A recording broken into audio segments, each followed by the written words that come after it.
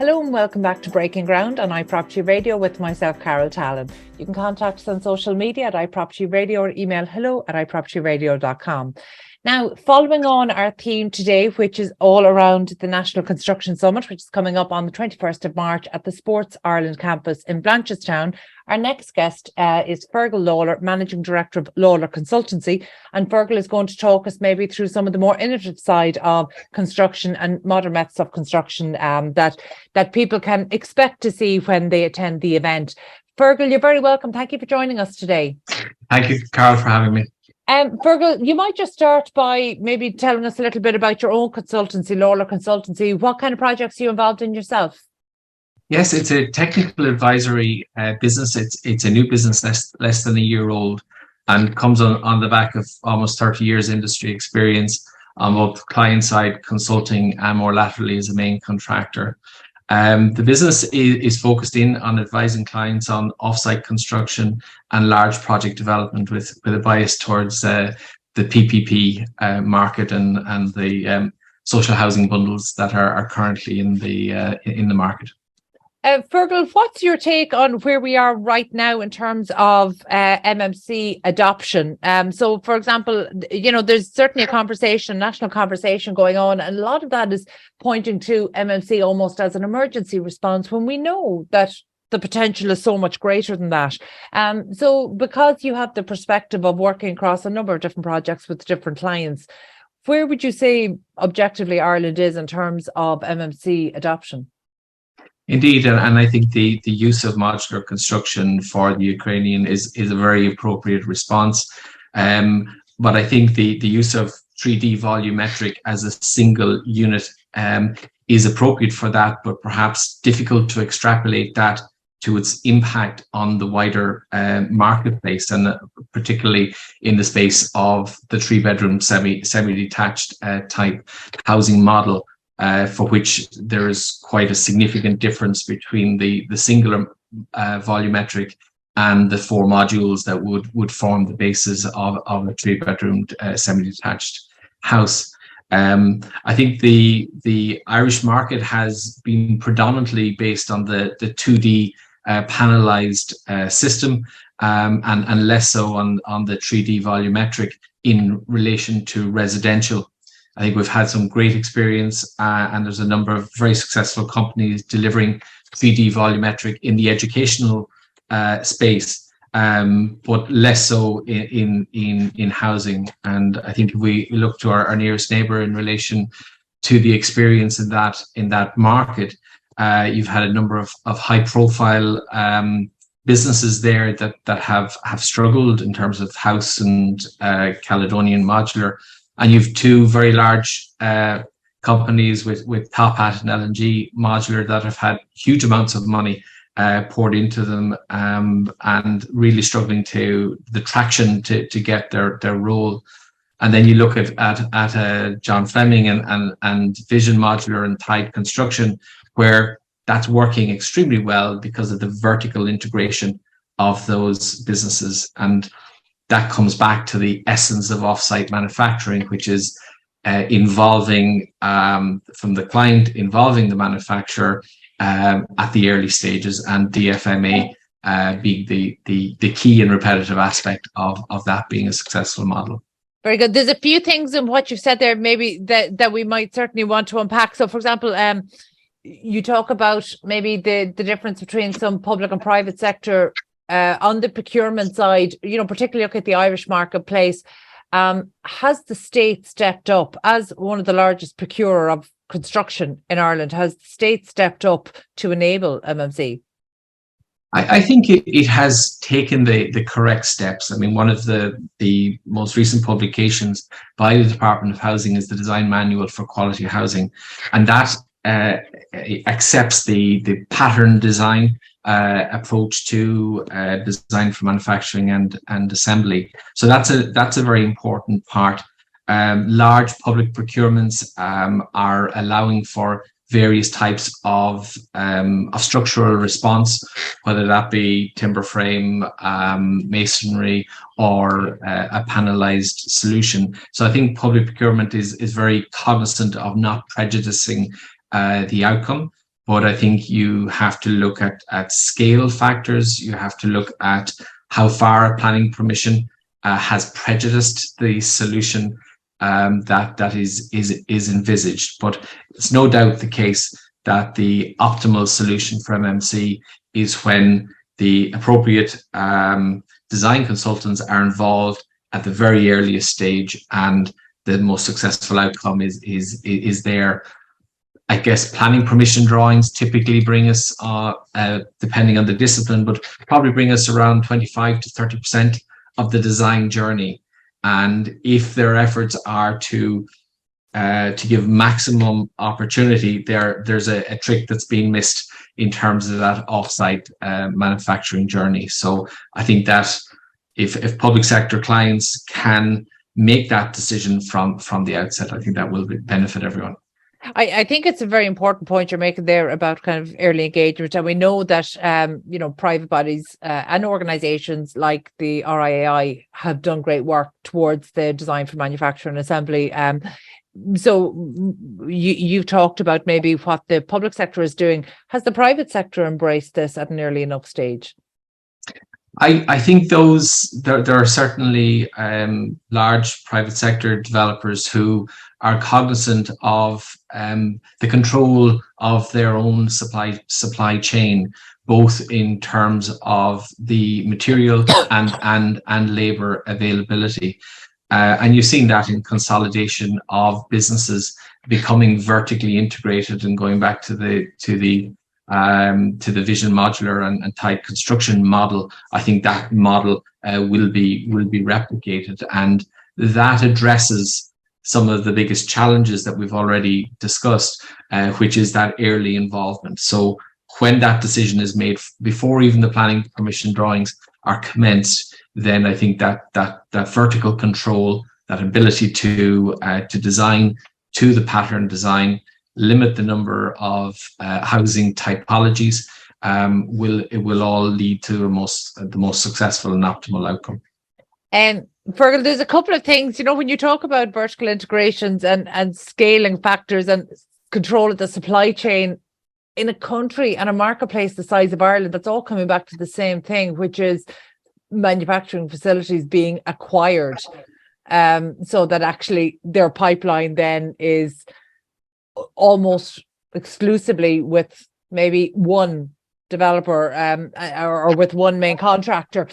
Where does that leave the potential for growth across manufacturers in Ireland? And what does that say about our capacity in Ireland? Well, I think perhaps one of the most, when you distill down the capacity of the offsite manufacturing businesses to respond to demand, the first element that they must have is the agreement certification, the IAB certification, of which, as we speak today, there are about 9 such certificates in the marketplace. Now, we expect that there are others that are coming on board. So whether you are an independent manufacturing business or it's part of a vertically integrated business, that is your first key to doing that. So that's both a barrier to entry and your market platform once you have secured that. So within that, then you will have a disaggregation of a spectrum of businesses at a lower to higher turnover and volume that plays with that. Obviously in this discussion, we've really only touched on 2D and 3D, but, there are 7 categories of modern methods of construction. How significant a contributor to Ireland's construction industry is MMC? Well, I think if you look at other sectors, such as the data and energy sectors, the principles of off-site manufacturing is hugely significant. So whether that be remote plants that are built, turbines, etc., the more you can do off-site, because particularly in energy projects, they tend to be in the most inhospitable and challenged locations. So when you bring everything back to the ability for a team to work within a factory, a controlled environment in a factory setting, then you are going to get optimal returns. It's also the case that when you are within an energy sector, a data center, or indeed residential settings, you have a delineation of skills and trades on site, which means that one person doesn't cross over into another. Those delineations are broken down significantly in factory settings because they are task oriented. So therefore, a person is able to do multiple aspects, whereby they'd be quite restrictive and based on their previous or trade background to do that on site. You know, I feel like when we talk about MMC a lot, we're always talking about the benefits, which obviously are important, but there's a lot that goes into fully realizing those benefits. There's a lot of things that have to be done well in order to fully realize the benefits. You know, and I know that you're going to be speaking to the industry about this at the National Construction Summit now on the 21st of March. But just to give people a flavour of what they can expect, I mean, what are the steps to improving the use and increasing the adoption of MMC in Ireland? Well, I think certainly the panel that I'll be contributing to at the summit will be looking at disaggregating what seems to be a smaller number of very large projects, and a lot of both suppliers and smaller contractors may feel that they're excluded from the market. But I think we will be disaggregating that and demonstrating how a contract such as a PPP contract, whilst it has a 2-year construction period, it has a 25-year life after that, with lots of facilities management work and life cycle work within that. So we will be, I suppose, creating a platform where innovative products and delivery mechanisms by innovative contractors and suppliers, and demonstrating how they can contribute to that for the benefit of both the industry and indeed their own businesses. Thanks, Fergal. And I suppose finally, before we finish up, you know, there is no doubt there's a clear case to be made towards embracing innovation in all of its forms across the built environment. But we know that this can have challenges, say, on traditional funding models, and I suppose ultimately impacting the realization of the project. So is this the kind of challenge or marketplace reality that you're going to be dealing with at the Construction Summit on the 21st? Indeed, and everyone has, from a cash flow point of view, undoubtedly the easiest route on cash flow will be a more traditional route of progress payments. However, MMC inverts that curve, and it involves the expenditure significantly at the earlier stages of the project. So that means a significant demand on capital availability from a client's perspective. Now, the government are obviously in a better place to be able to do that, but one of the challenges of MMC is that impact on the clients and main contractors' cash flow.